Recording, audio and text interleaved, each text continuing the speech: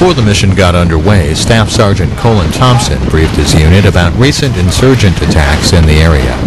Yesterday, we had indirect fire from Mike Charlie 473-562. Consisted of one round. It didn't even make it into the LSA. It landed outside. They just saw the explosion outside, but they still call it. That's why they weren't in U3 or anything like that yesterday.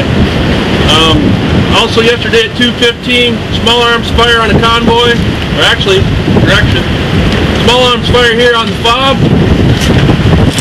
Consisted of one 7.62 round, came through somebody's trailer while they were sleeping, and it was the celebratory gunfire from yesterday from the funeral or whatever. So they actually did take a round. Also yesterday at 2:21 or 22:31 at Mike Charlie 210-579. IED. It was 155 with fuel, and it was on a command wire, and nobody got injured.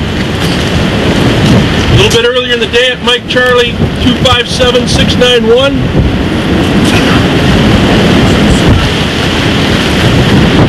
Around up there, should be on the north side of the river. IED, which was surface laid with the pressure switch, consisted of a 155 and a 152. There's one KIA with that one. So, not an RAO, was on the other side of the river. One KIA on that yesterday. From the Alpha versus the 1-8.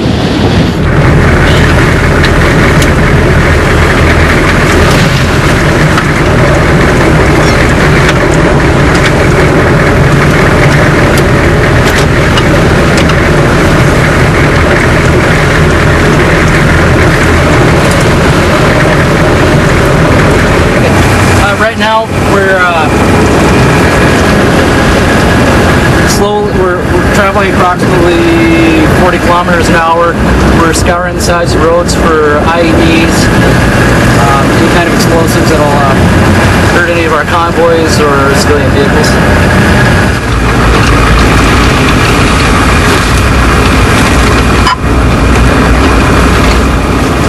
There are a lot of units performing this mission, clearing IEDs. They call it route clearance, actually, and it basically involves driving in a truck all day long. It's not a real specialized military skill, and so the mission is often assigned to these National Guard units, these part-time soldiers, many of whom, in some cases, are truck drivers or engineers with civilian license. They bring that sort of civilian skill to this military task.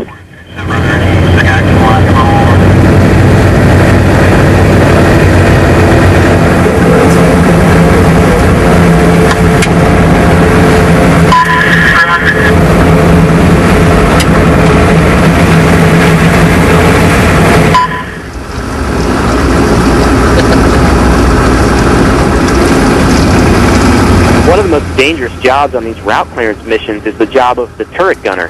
The Humvees that provide the escort for the Buffaloes have an open cupola in the top of the vehicle with a machine gun or a grenade launcher, and some poor 20-year-old specialist has to stand up there for hours at a time, manning that gun, keeping an eye out for insurgents or suspicious activity or debris that might indicate the presence of an IED. This guy, his job is just to have eyes on the road and the surroundings for the entire mission. There's no opportunity to relax.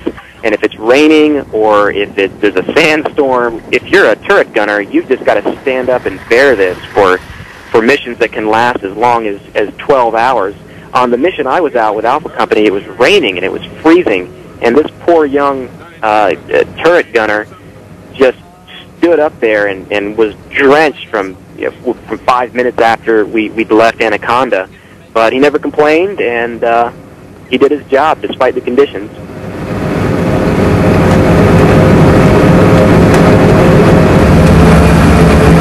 We need one of those for our patrols. That'd be alright.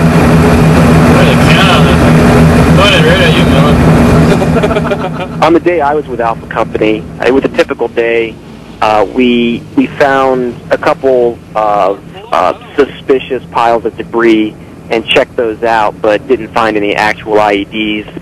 And in one case, the pile of debris actually warranted bringing the Buffalo up and taking that articulated arm and reaching out and poking at it, but it was nothing. The 164th is on the roads every day checking for IEDs, and on most missions they don't see anything. Despite not finding anything, though, the mission's still important. Their constant presence on the roads, they believe, acts as a deterrent against insurgents planting bombs. So they actually consider not finding anything a good thing. It means that the deterrent is working and keeping them from having to actually clear these explosives at all.